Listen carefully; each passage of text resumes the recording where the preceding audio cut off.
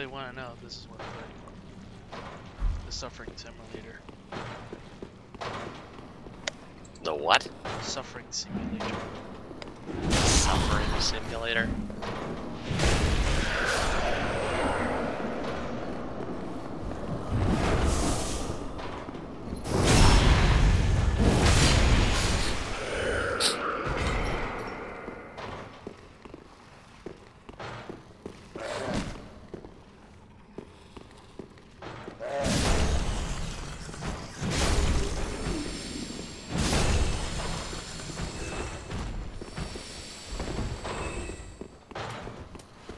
Oh wait, you said you were talking about Dark Souls? Yeah. Oh, Suffering Simulator. Yeah, okay. Yeah, if you're watching right now, you'll... Star,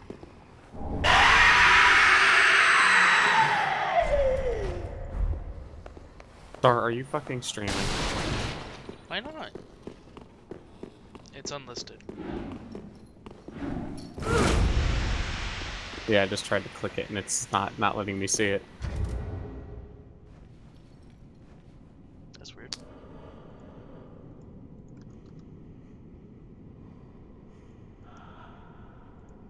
Try We this. lack a filter, so anything is said 18 plus stream.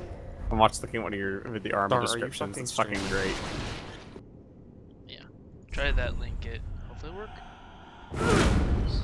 Yeah, well, this is clearly mislabeled because this is not an ICR operation.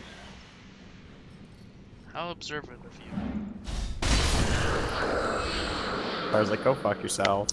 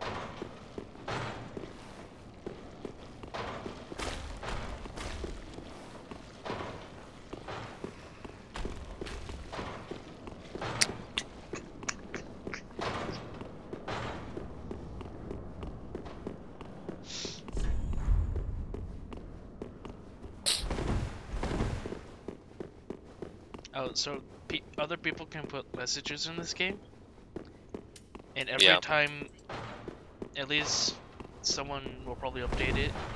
Every time there's a item pickup guy or monster, or sorry, hollow as they're called, the people who look like they're having really bad skin day are called. Whenever they're hooked over a ledge and their butt's pointing at you, it says finger butthole. Yeah, that's Dark Souls community. And there's a bit of delay on this, but the thing that's at the end of the hallway that has the ability to reduce your maximum health down to where it's the most annoying mechanic I've ever seen.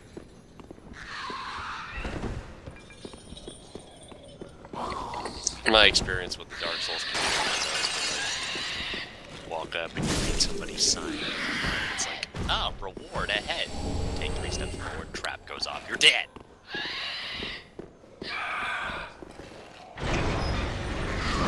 Something screaming, it's fucking annoying.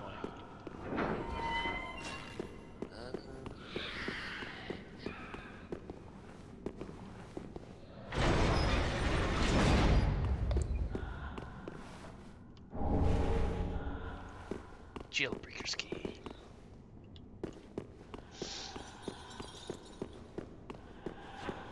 items down here? No, so it's just easy to go that way.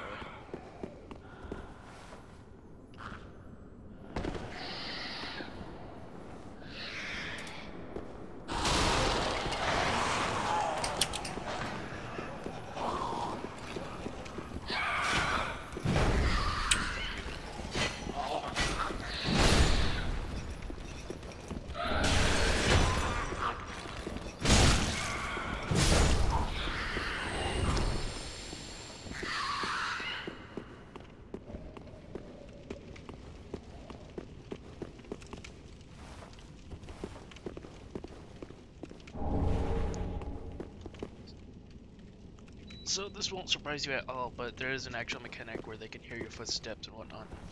And there's one off to the right of this open area that I'll kick off in about 30 seconds. Or Phil? Oh, I'm actually not watching right now. Okay. Yeah. I feel this. I'm testing something out in another game.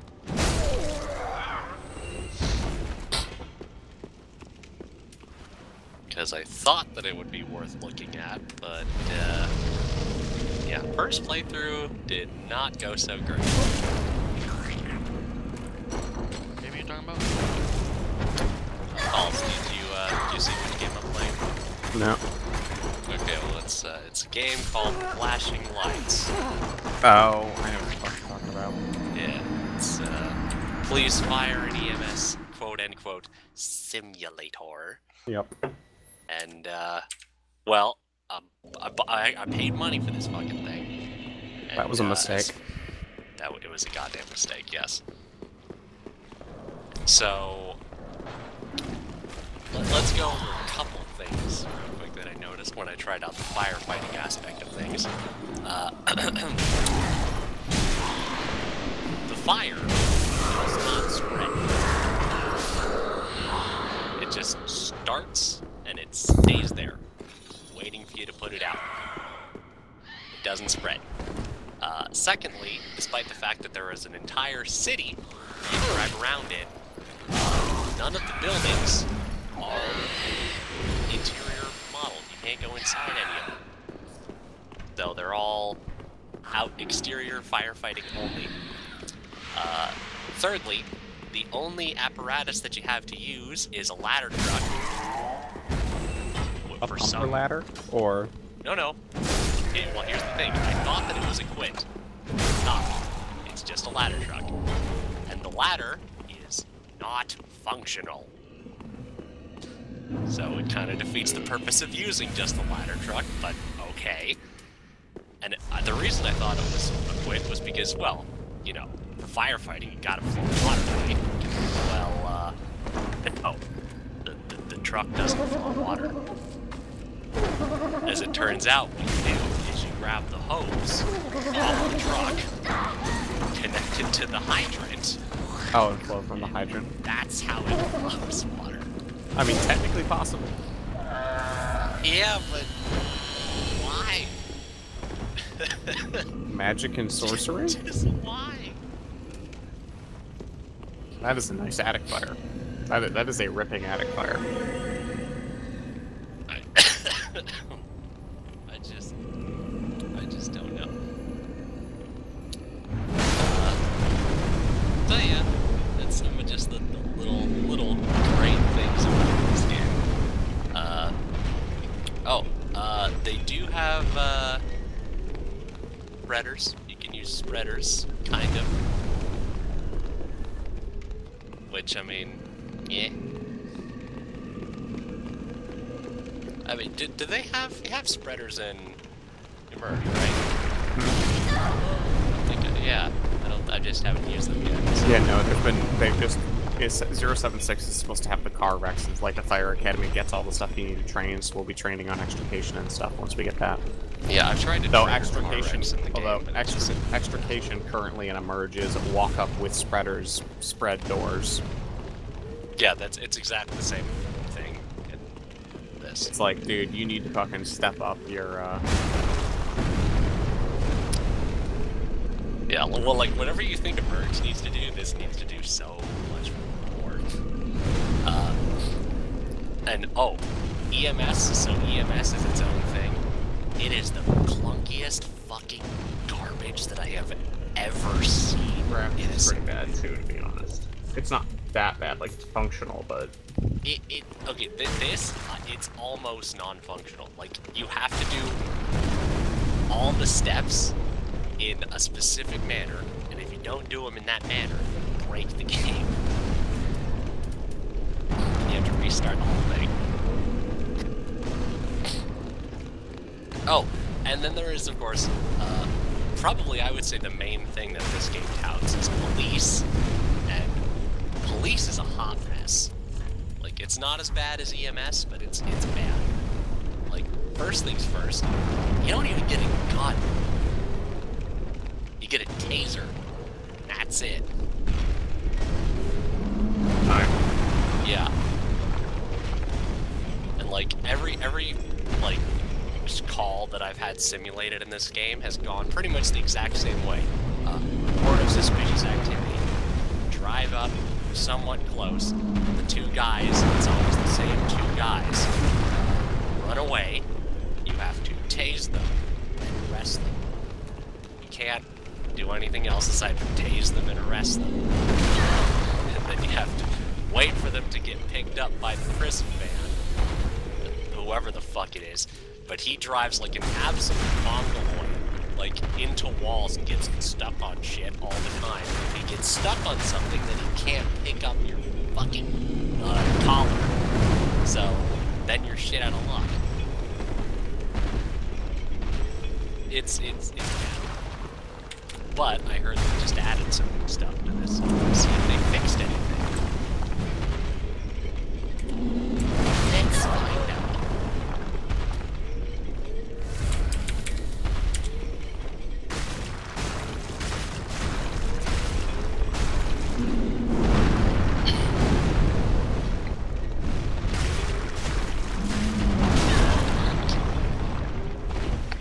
Honestly, I'm just waiting for the one where they actually add player models to EMS police. I mean, it's got to happen at some point, right?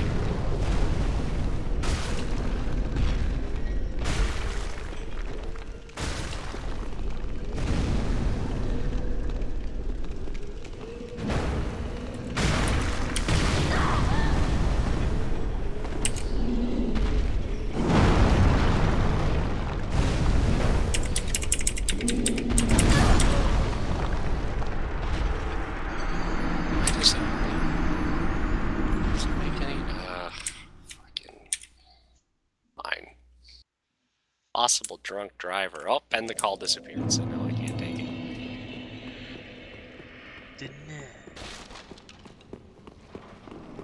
Hey, I thought there was supposed to be a new car. What happened to my new car?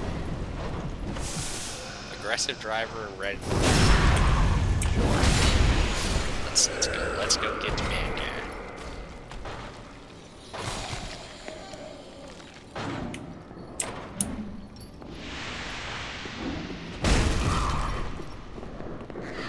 And it's telling me to press code 2 to catch him. Yeah, right. Lol. Code 2 is not a thing.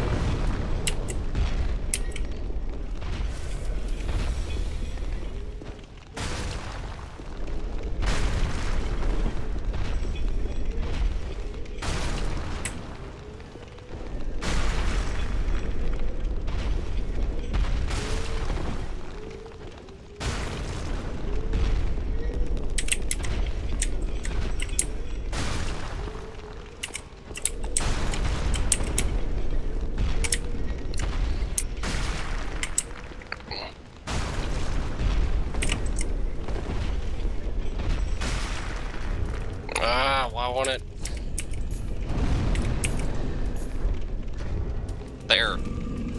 Set up the spike strips. What the? Hey, I got it. Use the taser to stop him. Bop. Wait. What the fuck?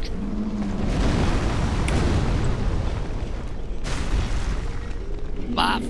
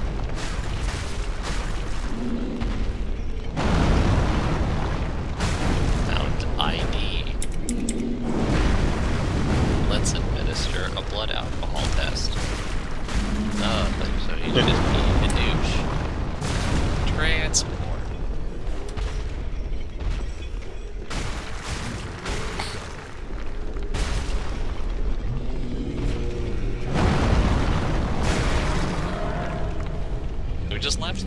I was saying, I'm gonna take over Cash's office, hang out. Or go yell at Waller, haven't decided yet.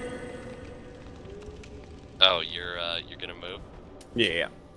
Alright, I'll probably move too then, because I don't know. Oh my god, the transport van is stuck in traffic. No! User left.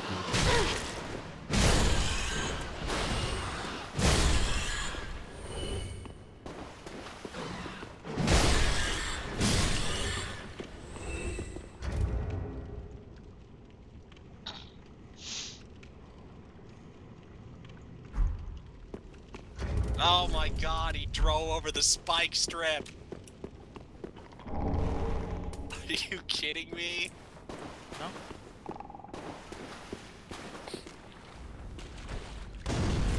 Oh! Stop driving over. I got negative reputation points for the what the fuck? Oh, come on.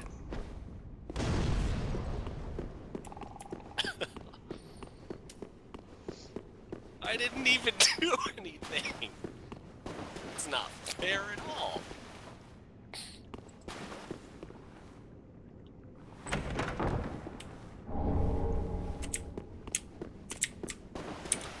Oh god, that's a lot of basketball discs. So dead.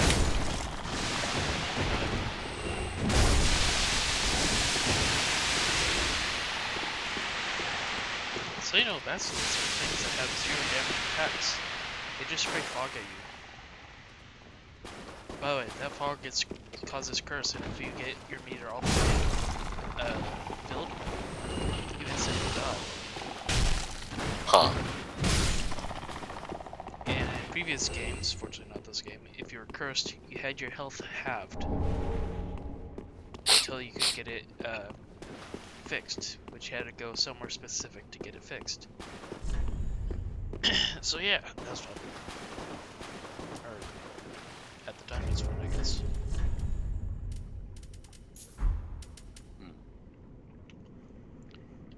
Yeah, this game has a notion for being a little hard. Yep.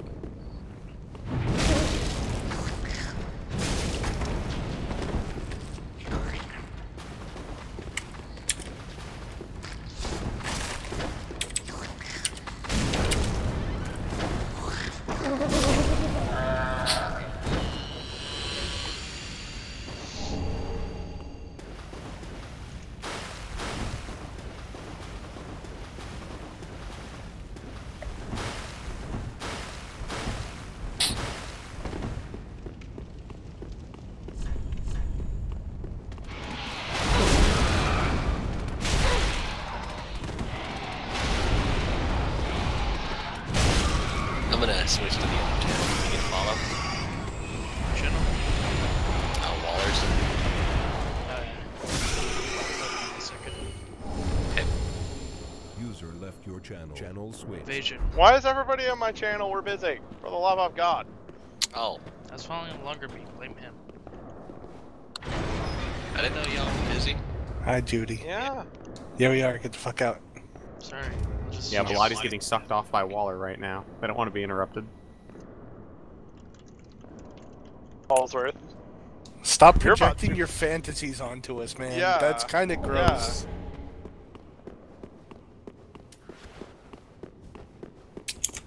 I mean, not we're sure not, we're what not There's one prejudiced here. chance to ever get laid. I'm not sure when gay bashing Holsworth became my new favorite pastime, but it happened. And it's now your new favorite pastime? Uh-huh. It's more American than baseball.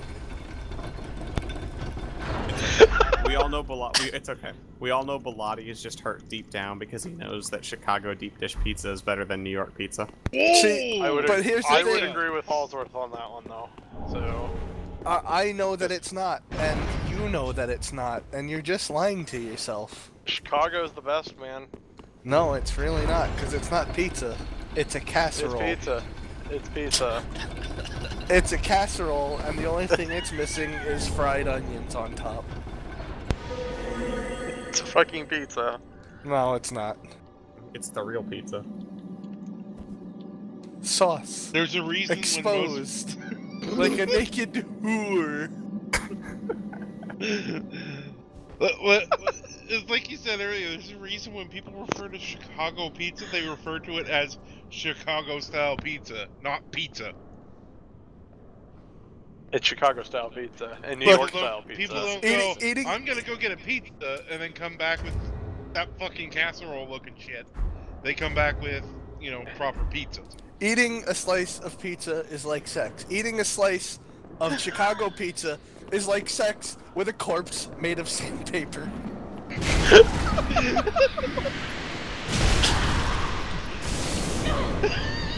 Bilotti, you defame your pizza with pineapples, though. Fuck no. Thank you. You got me That's more than a you California do. thing. No, it's a fucking Canadian No, it started Fucking in Canadians California. started that shit? No, Yeah, it started no, in Canada. California. Is that- It started in No, it was California. Canada. I like dust. No. No, it was in Canada. The first one was in Canada. The guy was Canadian, Bilotti.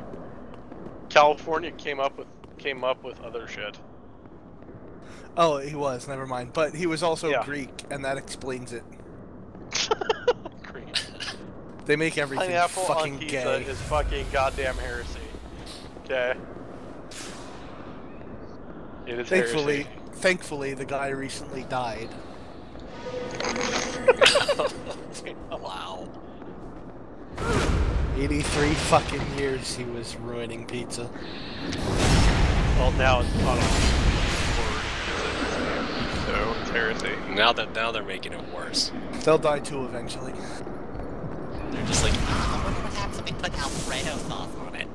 Avocado. Alfredo sauce pizza. They do no Alfredo Jesus pizza. fucking no! They do avocado pizza, and I'm very unhappy about that. That's California. That's California. Yeah, that's California.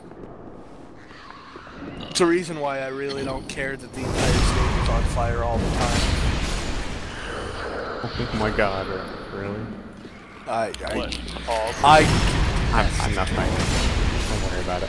You have no idea. They called me or they emailed me and said, yeah, no, I'm not going to go out there and interview. So Bilotti's like, Wait, oh what? god. For California. I actually applied Oh, out yeah, there. yeah. No, I know. Hey, YOLO County! Halls, Waller. For where in California? Hang on, go ahead, Zach.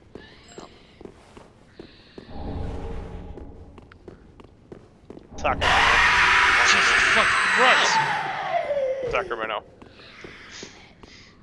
So, I told Halls about the jump scares and one just got me. Yep. Oh yeah, they what's it called, Waller? For Emerge today. It was great. It was fucking funny as shit because Star goes on the very first time we're about to do this. Hey Halls, you need to let us just, you know, set the engine up on our own. Like we can do this, and then they immediately proceeded to clusterfuck the shit out of it. Well, I mean, Star's drunk, so... I know.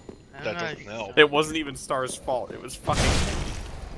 That's the worst part. And he was sober. Yeah, That's worse. Minnie is a fuck up by default. Halsey, you coming, or Waller, are you coming? Whoever isn't in Oh, here. is it a sync video? Hang on. Yes. Calm your fucking tits. Like I tell Z every fucking day. I still can't fucking believe she actually went. Did you tell her to send me that, Bilotti? Or did Yes. She just No. Oh wait, no, yeah. No. refrigerate your Yeah. yeah, she literally sent me a message and goes, Bilotti told me to refrigerate my memories, so... I told her, see, refrigerate your memories, because she was getting all hyper about something and was about to go get food. So refrigerate your memories, she said fine, and then, like, as she's going to take her headset off, I go, wait, take a picture. So she did, and she sent it to both of us. Alright, I'm in. Bilotti told me to refrigerate my memories. It was so funny, too, because she was talking about, like, her mood and stuff, and then she goes, I need an espresso.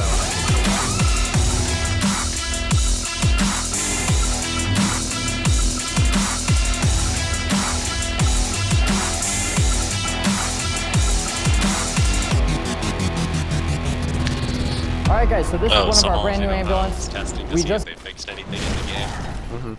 They did. Alright, you can go now. Zach. Prisoner People are transport done. van drove over by Spike's ground. Alright, do you want to kick them out? No, we're fine. No, continue. No, we're watching. 3 of them, but we only have 1 in service just so we can work out some of the kinks that come along with getting a new vehicle and having a new system to work out of. So notice this is more of a European style. The truck itself is made by Freightliner, which is also owned by the same company that owns Mercedes. So that's why there's kind of a similarity there. And then the box was actually mounted by Cresta. So for this video, I'm going to start in the patient compartment and walk you through everything we carry back there. We're going to walk around all of the exterior doors and what we carry on the outside of the ambulance, and then I'll show you up in the cab and kind of go through everything piece by piece. So coming over to this door. All right, so coming in the side door, you'll notice right away we carry our stair chair on the inside of the door. That's gonna for those of you that don't know, a stair chair is a device that you can seat a patient in, and then it actually has treads that can climb down the stairs. It keeps us from having to lift the patient and ultimately saves our back. Their crews are like our medics. They fucking Looking into the ambulance, you can see 3 shelves, and these are made to be easily accessed from the outside of the ambulance. So I'm standing outside right now, and I can easily grab one of these bags. On the top shelf, we have our vacuum splints, which are a special kind of splint that has the air evacuated from it, and then there's foam beads that will conform to an injured extremity. They're pretty comfortable for patients, all things considered. Next to that, we have our portable suction device, so if we're going in a cardiac arrest or another issue where we have to manage an airway, this is something that we can easily grab. And then we have our protocol books and our refusal forms and some other paperwork in here in case we need them, in case our electronic reporting fails. Below that, we have our Lucas 3 device, which this is a compression machine for CPR. This was actually the first video I ever did on this channel, so if you're curious about this machine and what it does, go check out that video.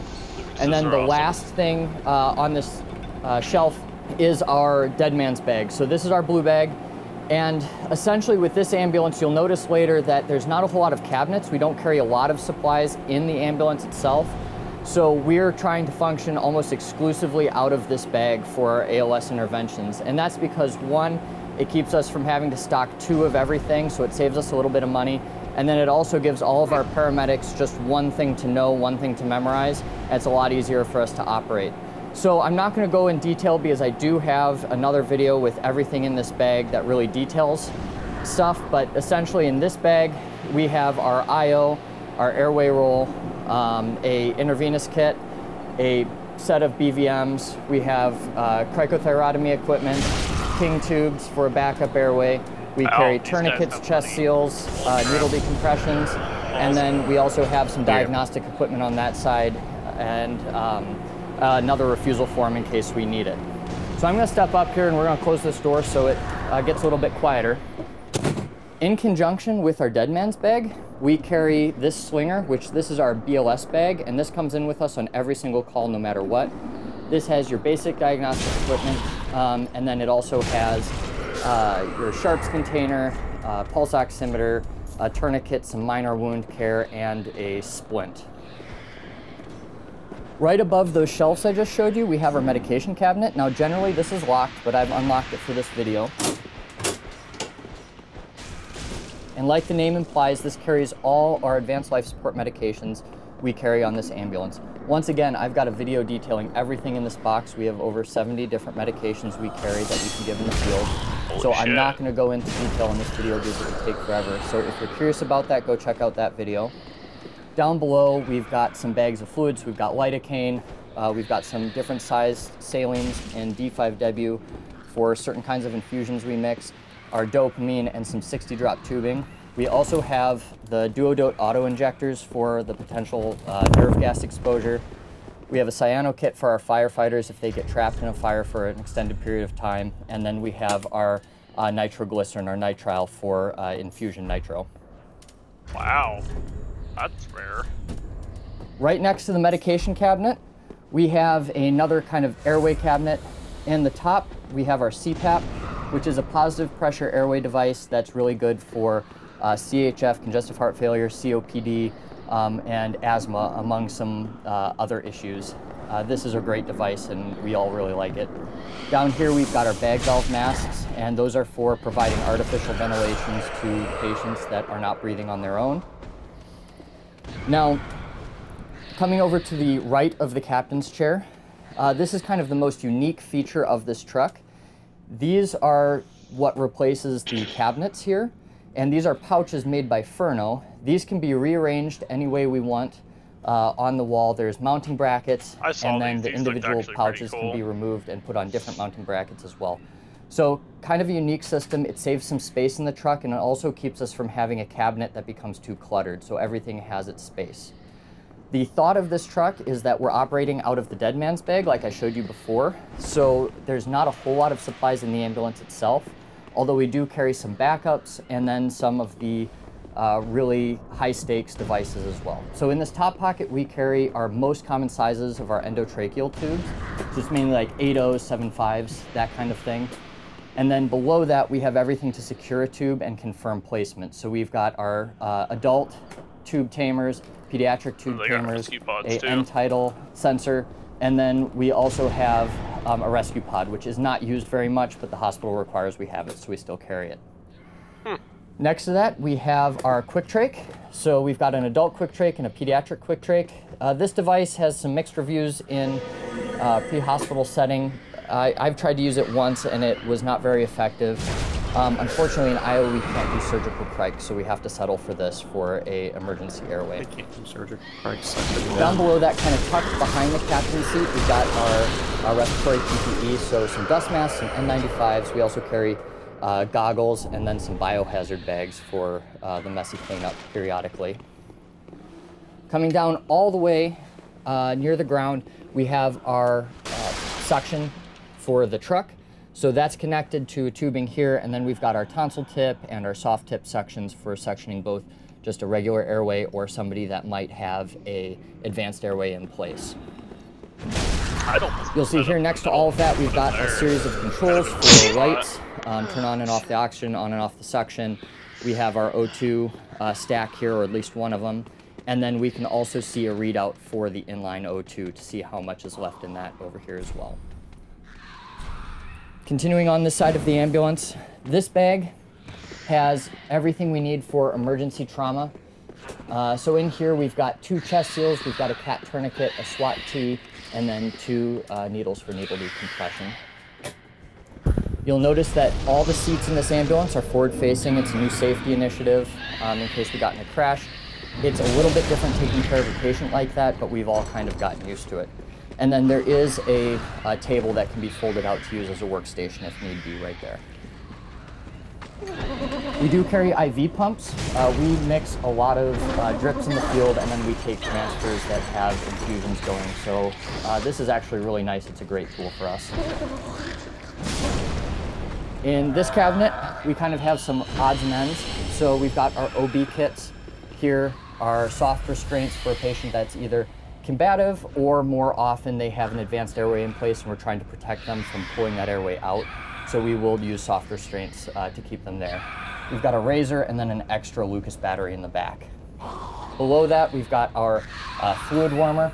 So this has just normal saline on it that's being warmed. We've got 15 drop sets, and then we've got some normal saline that is not being warmed along with a pressure bag for our IOs. This is a thoroughly underwhelming cabinet. This has all our linens in it, so our blankets and our towels and then our pillows. Don't really need to explain that. And all the way down there, we've got a portable O2 tank and then a PD mate for pediatric patients. If we have to transport them, we can secure them to the cot similar to a car seat. It's a lot safer for them. Thoroughly underwhelming. Coming to the other side of the ambulance, this is our basic trauma supplies. So in the top, we've got our SAM splint, our gauze, Coban, some abdominal pads, trauma shears, things for the not quite as emergent trauma that we'll deal with. This one has our diagnostic equipment in it. So we've got our blood pressure cuff, a stethoscope, our temporal thermometer, a Doppler for hearing the really low blood pressures or the faint blood pressures. They're also great for fetal heart tones, and then there's some other uses for them. I would love to have a Doppler in my truck. That would have been awesome. Below that cabinet, we have our OTDs. These are traction splints for a midshaft femur fracture. They're essentially a tent pole that unfolds, and they'll provide inline traction of the femur and realign things and really help with the pain of the patient and help prevent further orthopedic injuries. Below that, we've got a C-collar bag with a series of C-collars and some head blocks, and then you'll notice a scoop stretcher there. This cabinet can be accessed from the outside of the ambulance as well. We don't actually carry any long backboards anymore on these new ambulances. Like you should. All right, so this section of the ambulance is kind of where the attendant is meant to sit. So the theory is they can sit for the entire call and have everything they need within reach to a certain extent. So right up on this wall, we've got hot and cold packs, pretty self-explanatory. We have spit hoods and emesis bags. We work in a college town. Sometimes kids drink a little bit too much and they don't know what they're doing. They've got a nasty taste in their mouth and they'll spit on us or try to spit on the floor and miss. So we'll sometimes put a spit hood on them if we have to, just to protect ourselves from that. But that's a pretty common occurrence. And then vomit bags, I don't need to explain those. Those are useful all the time for what we do. And it's really nice to have them in easy reach for us. So next to that, we have our basic O2 administration sets. So in this top pocket, we've got a non-rebreather mask, a regular nasal cannula, and then we have an end-tidal CO2 nasal cannula. And this is a great tool, we use it a lot. Below that, we have all our supplies for the nebulizer. So we've got a basic nebulizer. We have a device to hook it to an endotracheal tube and bag in albuterol and Atrovent that way. And then we've got a pediatric and an adult nebulizer mask in there as well. One lower, we have our electrodes for our EKG. So we have both sets of 4 and 6, and together they'll make the 12 lead. And then below that, we have all our kind of random stuff for the monitors. So we've got our pediatric pulse oximeters, we've got extra paper for the monitor, among some pediatric electrodes as well. The monitor we are using is the Zoll X series. Now, the Zoll X series isn't so much new to us anymore. We got it about 2 years ago, and we moved from Philips. I personally like life packs, having used all three, but we've all gotten used to the X series, and honestly, it works pretty well. For those of you that don't know, this monitor can do a 4-lead EKG, 12-lead EKG, which helps us look at arrhythmias in the field that we can correct.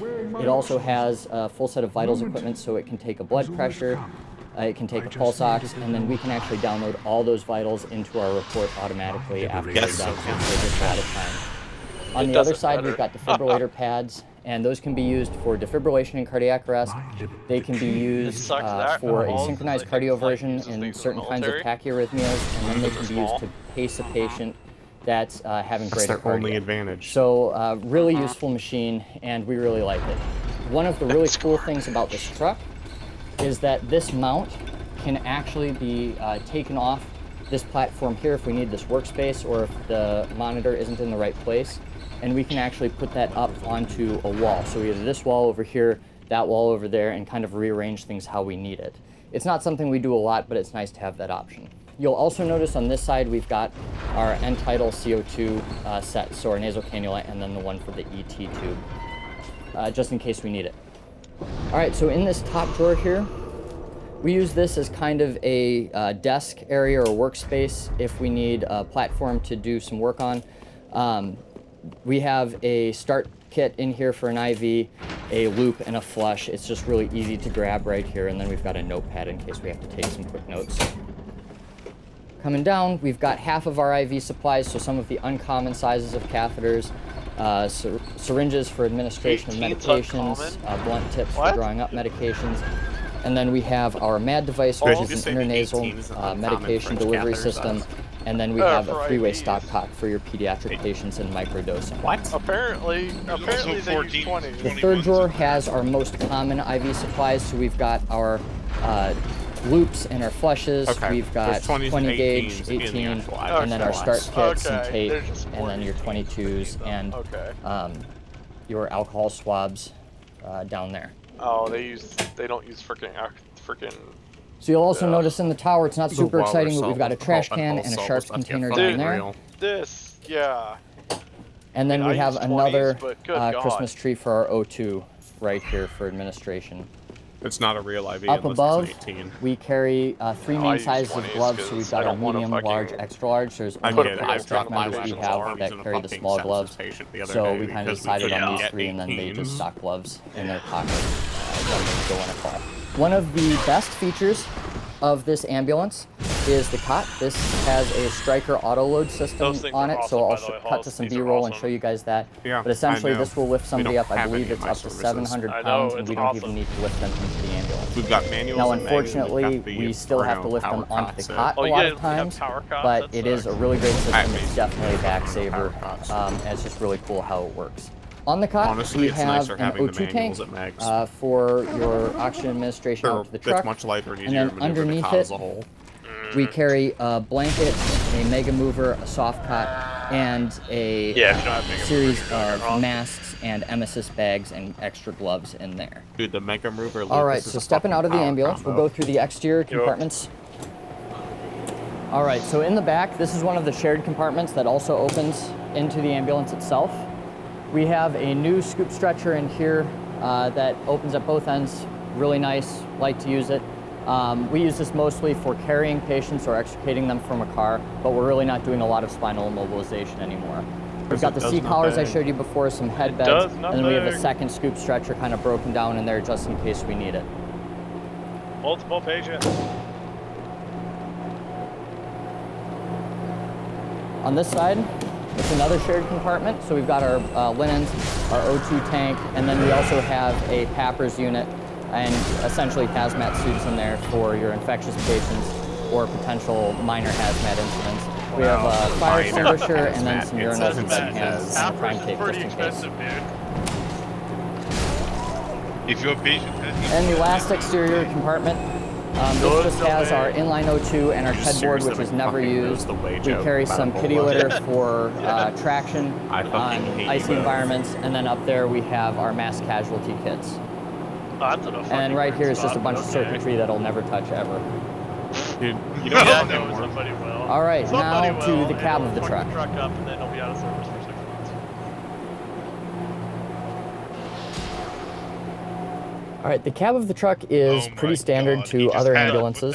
In the center console, we have our mutual aid radio, which is used to contact helicopters or services requesting an ALS intercept, or as we call it in Iowa, a TIR. Here's our main radio. This can contact all 3 of our dispatch centers that can send us out. We've got a map light here, siren module, microphone, and then our lights module for control of all the exterior lights of the ambulance. That looks fucking weird to me. Have a trash can, some cup holders, which are a must, and then behind each seat, I don't know if you can see it, but we have our ballistic vests hanging on hooks. Now, I have been using my Safe Life Defense vest to test it out for a review that I think I'll actually be releasing next week. So I've been using this, but we are issued vests that kind of stay in the ambulance. All right, in front we have a GPS unit just in case we get lost, which does happen periodically, but pretty rarely. And then in each side door, we carry reflective vests.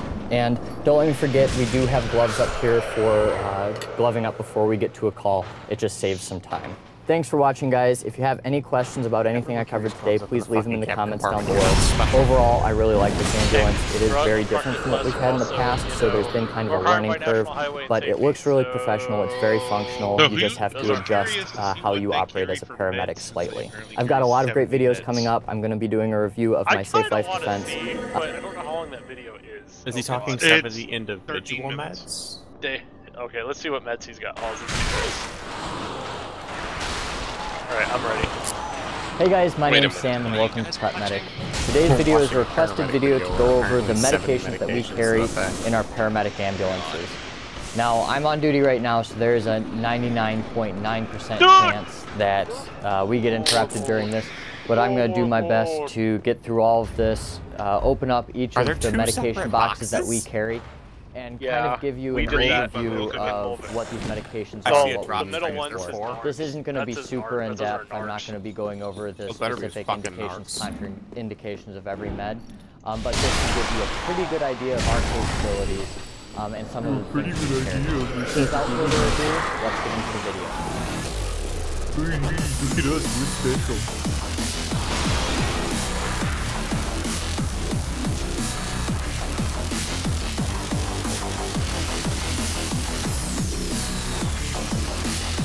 Oh, they do response videos too. So the first medication box we have is no, it's not simple their med box. freaking... No, these are just basic life support meds that are on each of our ambulances. BLS meds? And because we're a hospital-based system, our large med bags with narcotics and controlled... So they put Duaneb in their BLS kit? Okay, that's fucking new. I know they're trying to make... Yeah, join the Zinc 2 link there. Hold on. I know they're trying to get Duanebs as BLS here, but I don't know if that's going to happen. So... False? It's BLS for us if they have an inhaler, but if they have an inhaler, but it's not with them at the moment. This guy is getting himself in a lot of legal trouble. I'm surprised that he went through this, but let's go for it. How's 2? Chest needle decompression. No. Oh.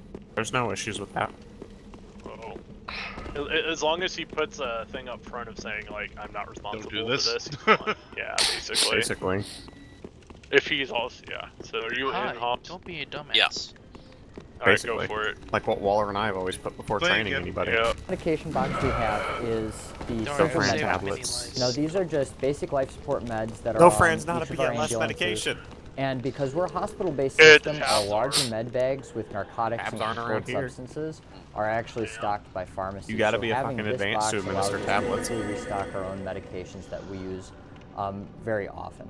So in this box, you'll see we have, I'll take these ones out because these aren't tagged. We've got your Duaneb, so your albuterol and ipratropium mixture. You've got your God, everyone knows that pain. Packets here. We've got Zofran tablets that can be taken orally. Zofran vials. Now, we're in a college town here. This is Iowa State University. So on nights, we run a lot of drunk students. So we give Zofran drunk people. We also carry baby aspirin and nitro tablets. So putting these away, we'll move on to our main medication box. Alright, so this is our main medication box we carry on our ambulances. It's a Pelican Case 1500, specifically made for EMS medications. I like how we carry called this it the just because BLS it's pretty box. rugged, easy way to store meds, and it has easy way in to Oregon tag is a our meds. basic that Not you the are easiest allowed thing to to carry, administer but we on have your fire own or department without that does the a lot of lifting support for of us, the patient. so we always have enough is aspirin. help on scene for us. Yep. So let's get into this box. Can't even Alright, we're getting into Oh my god, holy. Alright, so you'll see that this has a bottom portion and a top portion. Christ. Let's Okay, start I see with the the FP, top I see portion his here. bicar, Now I realize there's a little bit of glare here. I'll do my best to minimize that for you. Okay. In this top, we've got a couple meds right off the bat. Now most of these are going to be our ACLS meds, our advanced cardiac life support medications that are in the boxes. So to start up in the upper right corner, we've got 6, 12, and 12 of the is the only one up there that I'm honestly we not sure can't if this is give. focusing. I don't have a return screen on it's my not 6, 12, and 12 camera, anymore, so hopefully dumbass. that's focusing for you. We are getting diltiazem. No, it's still 6, 12, in and the 12 next out here. iteration of our protocols it's 6 and 12 for according to AHA. So. AFib, but Yeah, we don't have it yet, told so to go that's fuck what this themselves plank's out here a for. lot. Okay, so We have they're getting... metoprolol. Diltiazem, which I hate diltiazem. In this pocket, we carry our amiodarone. It's not useless. For your wide pretty much arterial to try and arrhythmias. calculate. Down here we carry Levafed. Now Levafed is always mixed into a drip for Who the us. fuck and then calls we it give this Levafed? It's infusion. Levafed. This is our primary pressor that we use. No, it's Levafed. We have Levafed. your calcium gluconate. Levafed. It's Man, they actually have that in stock. That's never And then we carry nitroglycerin, aspirin, Calcium and gluconate. nitro paste. Yeah. Dude, we in just here. finally So got we've our the fucking, tablets. We've got some paste, English, what's it paste called? we can rapidly apply, and then the aspirin. Dopamine. We tablets just got our similar mag to what we sulfate have back in the finally. simple med box. Mm. If we flip this Oh no, there's compartment more. down, There's more. we've got a couple more. more meds in the back. Now I'm not sure if you can see it, but down here we've got racemic epinephrine, What? Is this What? your drug dealer halls? duonebs, Why do we have Oxy? Okay, I and guess then maybe just your to plain induce some albuterol, pregnant and that's all or repeated from the frickin' simple med box. Volumetric, that, magnesium Zach? sulfate, Up here we've got Zofran, haloperidol for Cataract, combative patients inside Okay. delirium. diphenhydramine, and Oxytocin. F101. Yeah, those are the central Postpartum medications. Racemic epi. Ketorolac, really great for your kidney stones and Yes, like that's muscular actually back really pain, nice. especially Portal's if somebody really might nice. be like a narc seeker or Portal's a something. godsend. This is a good alternative to narcotics for pain medications. Yep. We carry I extra love Zofran out Calmol. here. We I use wish a we ton had of that. more of that. And then in here we've got our ampules of Epi 1 to 1000 for anaphylaxis, and then diphenhydramine going down that anaphylaxis and allergic reaction protocol. In this pocket we've got our methylprednisolone, our Solumedrol, which we're carrying for your anaphylaxis patients, your allergic reaction patients. Just a Lots of steroid mag. that takes about 45 They minutes have to work, racemic but epi we too, get also. started in the ambulance, and then by the time they're We in carry the ER, that. it might be the difference between We if they're don't. buying themselves an endotracheal tube or not.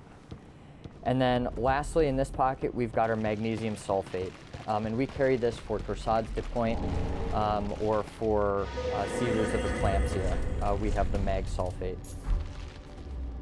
We also can hang this in a drip form and use this for anaphylaxis or severe asthma, as it is a bronchodilator, and it's fairly effective. Usually what we So use now we're for. going to move Okay. down to the base of the box here.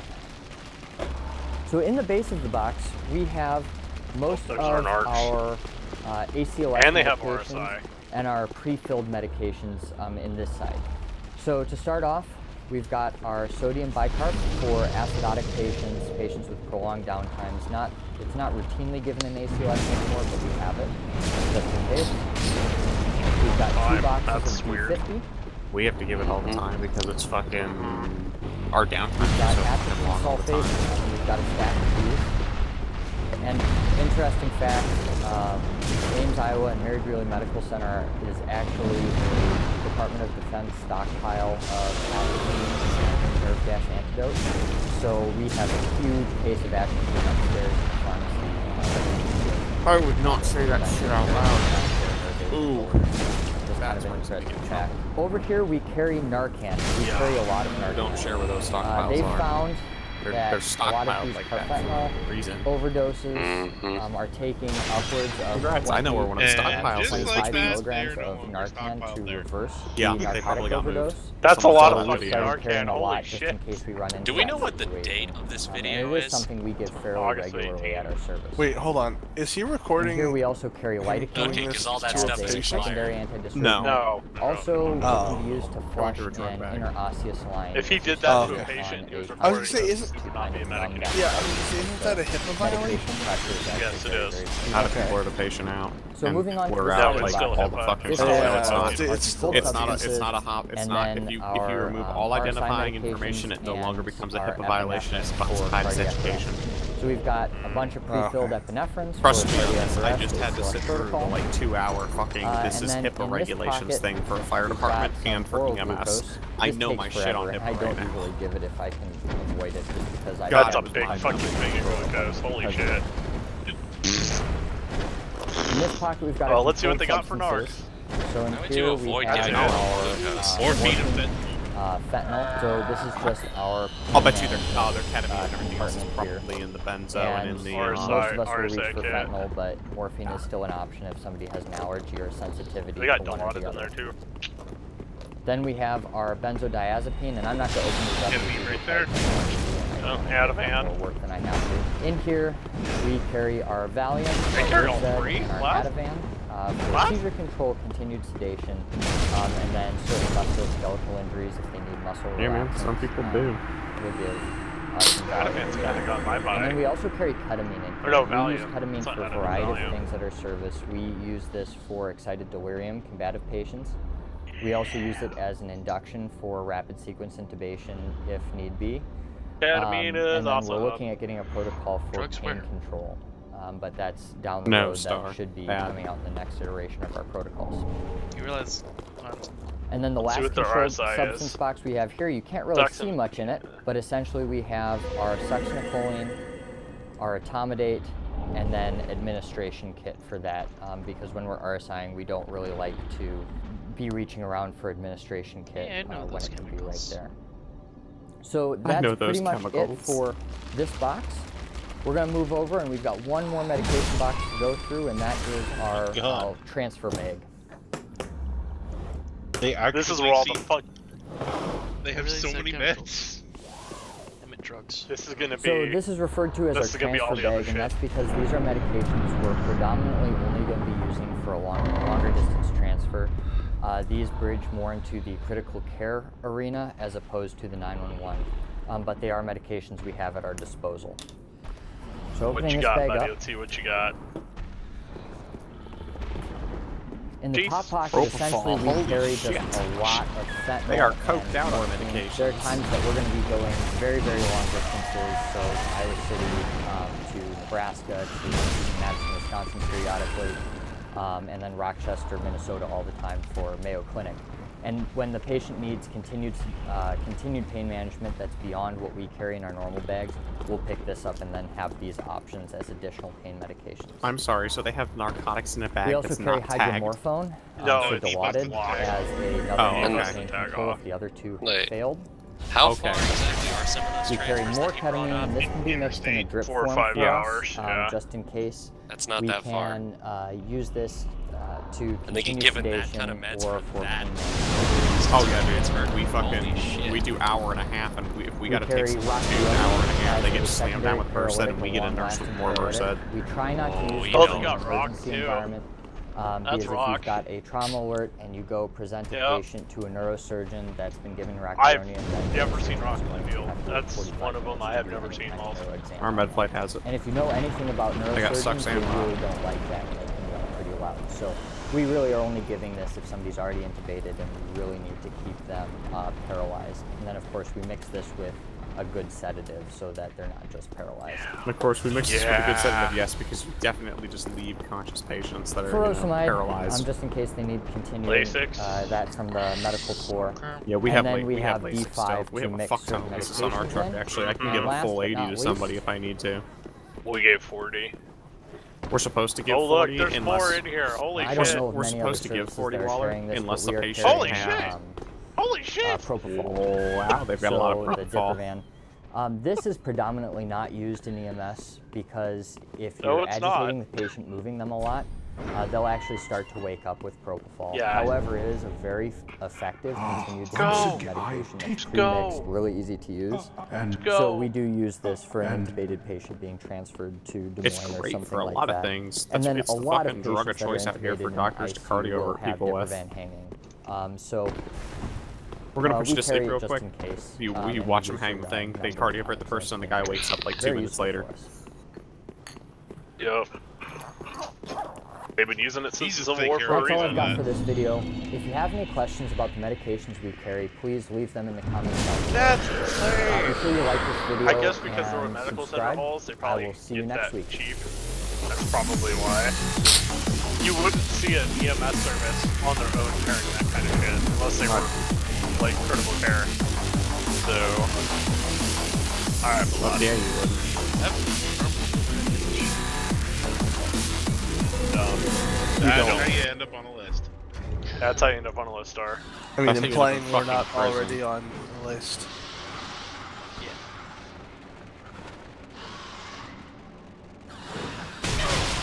Alright, alright. So, where do you... the next thing for you, Mr. Bellotti...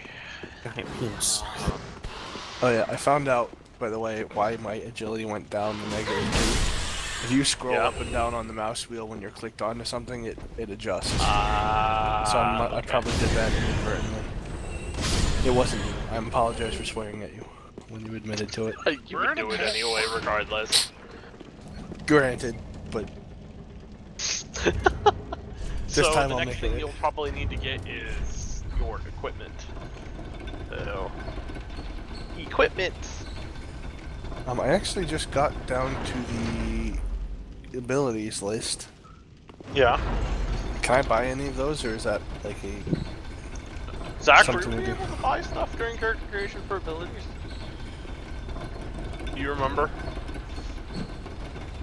I just don't think I did because I didn't have any extra XP to do it for my... I think you can do it with XP. I just don't remember. I can't remember either. Well, yeah, it does have like XP costs. I just didn't know if you could. Yeah. Oh. Go for it. Yeah, I'm gonna do. So, Waller, Halls, how would you like to have the responsibility of that amount of meds on your? The amount of power checks you have to do every day. No. Yeah, no. No. Fuck that.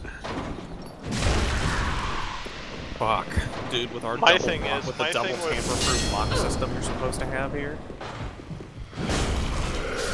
My thing is they need to really look at making it simpler for medics to give drugs and not harder, to be fair. And when you carry that many meds, that's when you open You're always opened up. You're always opened up for mistakes. No, but the more meds they have to know. That's why I'm a big fan of you get meds that do multiple things. That's awesome. Because then, I'm of the opinion that you need the meds to do the job. Oh yeah, that's what it is. At the end of the day, yeah, sure, you open yourself up to mistakes, but that's what training is for. Right.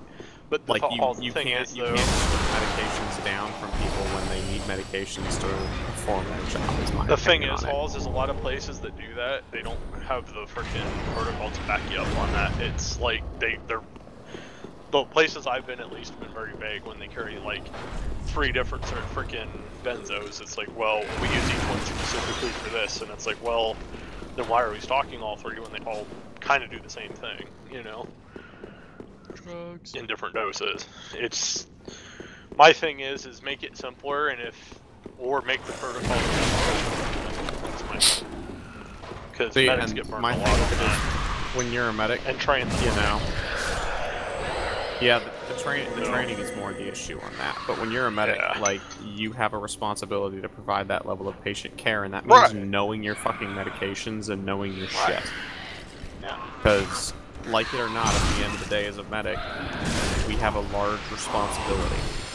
And one of those responsibilities is there are some patients where you need that many different medications to resolve it, or where a specific medication is going to be your resolution, because it's the best choice in that case. There are meds that, you know that are that nuanced. I know. Like succinylcholine, for example. You can't carry just succinylcholine, though you'd like to, because there are too many contraindications for it. But I'm talking about, like, well, I have 5 different pain meds. Like, on that guy, you saw he had morphine. Okay, you've got 5 different pain meds, but what if you've got someone allergic to one?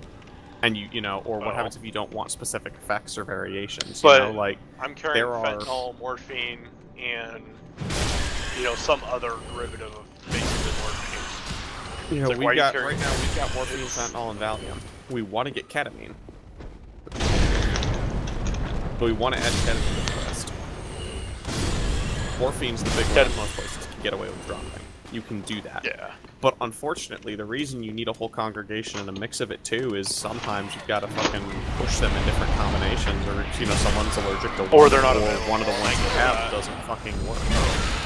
I get that, and I understand that. It's just one of those things. It's like, it seems like either make it easier for the medics to give, or or train your medics to the proper standard they should be fucking trained to, which is what that service seems to be taking the stance of. is let's make our paramedics actually paramedics. It's why one of the reasons why, as weird as it sounds, I like working at Meigs County, and it's why I'm considering finding a way to maneuver myself so I have a minimum drive distance to both Meigs and Mason. Because I actually get to be a fucking paramedic out at Meigs. Yeah. Like, I'm not sitting there and, like, at Mason, the concept is, like, the only time they're really, like, seriously sit there and like, oh yeah, we're super kind of paramedics is on codes. Because they work their codes where they are. But the rest of it, talking with everybody, the mentality is just grab the patient, shove them in the ambulance, take them to the hospital. You're a BLS medic that gets to stab people. Yeah, like, you're basically not, you know, and there's tons and tons of science and studies that prove on most patients, you know, we need to be doing our we make it providing patient care at the scene. Which people, you know, protocols don't support. Protocols are always just like, oh, just throw them in and transport them to the hospital, just be a taxi. Like, you're doing good, even if we decide just to be a taxi, I'm stuck with this patient for 30 minutes minimum time. Mm-hmm. Yep, I'm all set. That's a long-ass fucking taxi ride. Yeah, your ability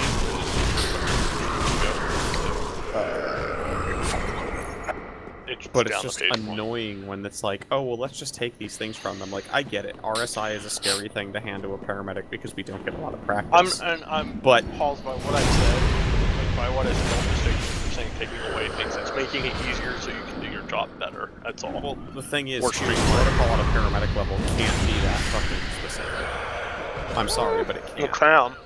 It can't. It really can't. You cannot sit there and write a protocol that specific that allows you to go through every single fucking instance and capability of every single step where every situation is covered to quote-unquote back your paramedic up, because then your paramedic spends all of his time digging around in his fucking protocol book looking up the 8 different pages of narcotic administration for this particular situation, or is going through 4 different pages on respiratory distress because, well, I have to verify that my 18 different medications I have in my squad right now that can help with this aren't called upon in this situation.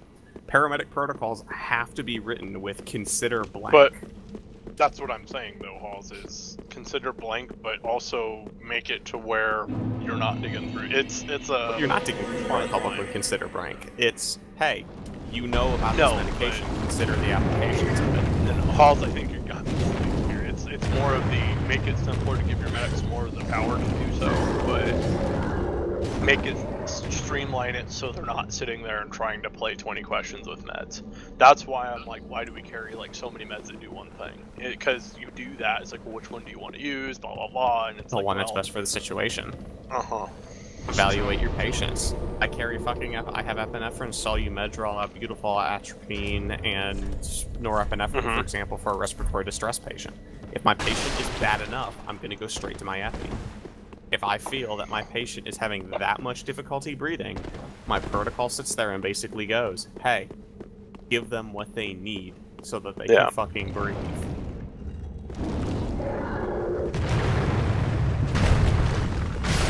Like, you know, you don't sit there, they don't sit there and handicap us by sitting there and going, I'm trying to find a good line. There's a good fucking line in our protocol that I want to put out, but it's basically like what our protocol, both my places protocols say is like, hey, you're a paramedic, fucking act like it. It's like your protocols are guidelines, but they're not a replacement for intuition as a paramedic. It's straight our protocol, like literally, our protocols, both of my protocols that I have, state in the protocol, you have a right to deviate from the protocol and skip steps in the protocol if you feel like that following protocol is a detriment to the patient.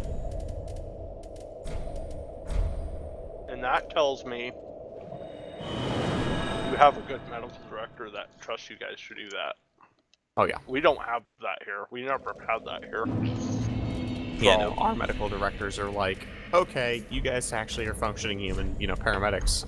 So I'm trusting you to act like paramedics is basically what it comes down to. And you're coming from the perspective of somebody that backs up their medics. I'm not, because both systems that I've been in as a medic, it wasn't like that. It was you must stick to this. No, for us, it's do your fucking job as a medic. If you can justify why you did something, we're cool with that. Yeah, no, we never have that here. It's you follow. For example, the pediatric call I was on, where I didn't spinally mobilize the kid after a high-risk accident, like a high-risk accident. I got asked why, and it was like, well, the child was in distress. The child had clear, obvious signs of no neurological issue because there was no pain response to anything. They were moving all of their limbs without, issue, all that stuff. There's no pulse issues, nothing like that. I was not going to spinally immobilize a child with a C collar that's a little too large for them anyways, and is probably going to be more of a detriment and cause the child more distress. And I was told, yeah, that's no, we can't do that here.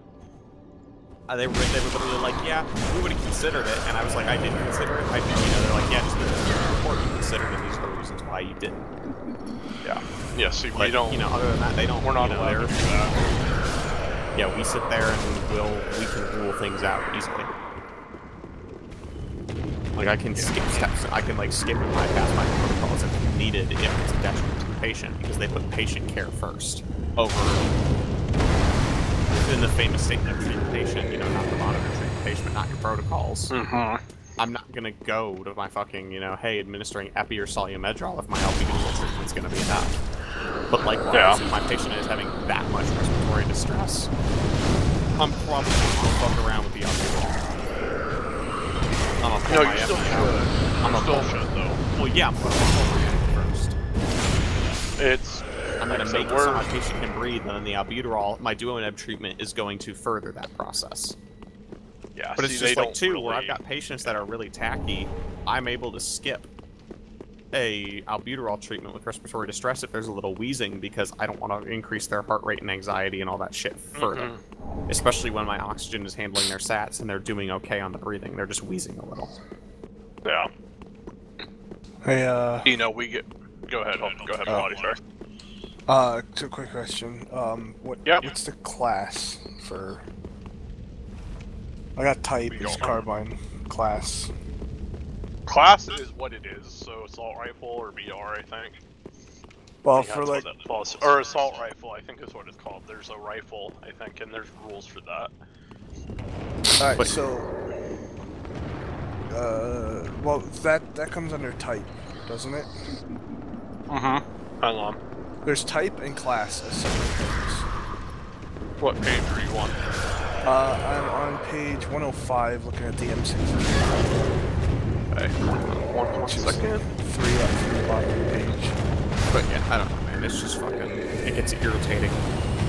Like, if you're gonna hire a paramedic and they have to interview with all these people and do all this shit, then fucking once they're interviewed and their process and they clear their, ride time and everything else, fucking trust them. Yeah.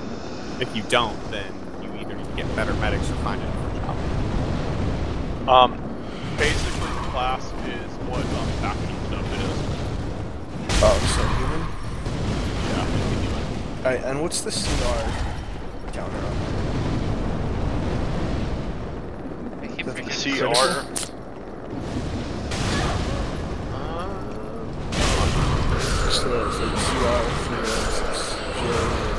That's for how much it costs.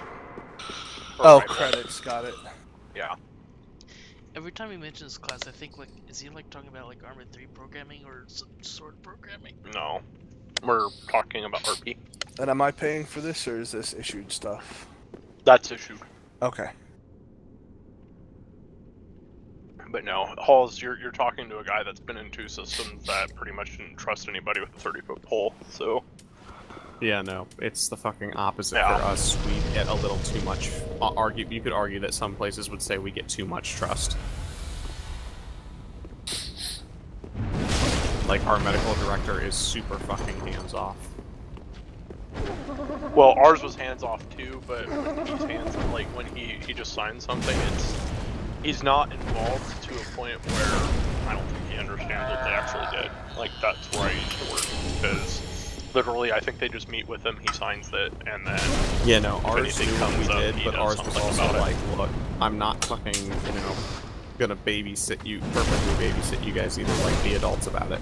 You're a trained fucking provider, be a fucking paramedic.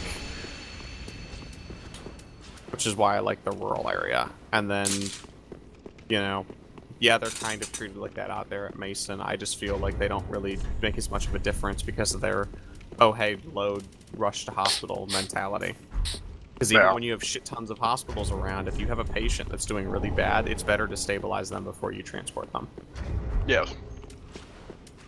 Like, the only time you shouldn't stabilize a patient, in my opinion, before transport is fucking if you cannot secure any kind of airway. If you can't get an airway, fucking run to the nearest hospital. Yep. But outside of that, if you have an airway, and they're doing bad because of other things, then fix them.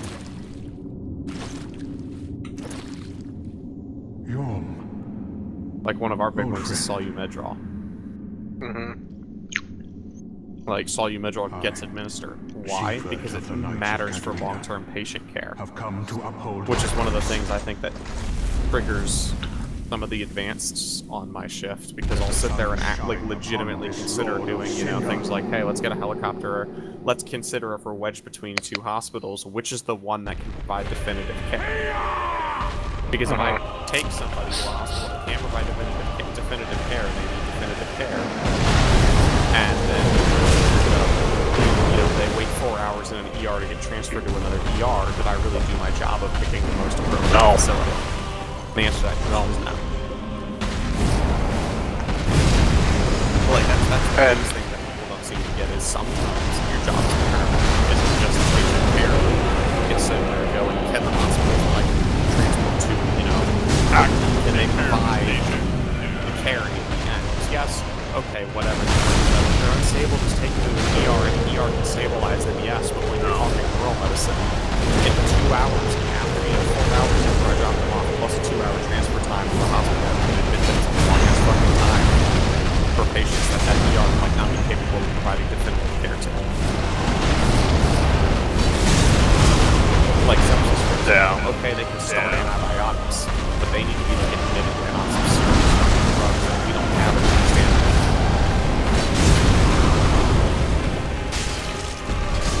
And you don't want to fucking vasopress those pressures for a while.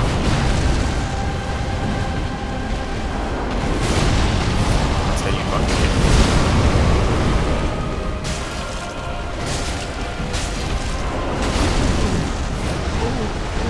Alright, let's see how fast this building gets on fire. All good there, Malone? Another question.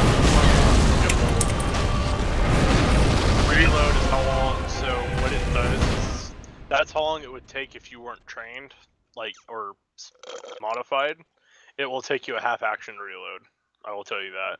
Okay, so should I just leave it blank because you can only fill it with numbers? Yes. Okay, thank you.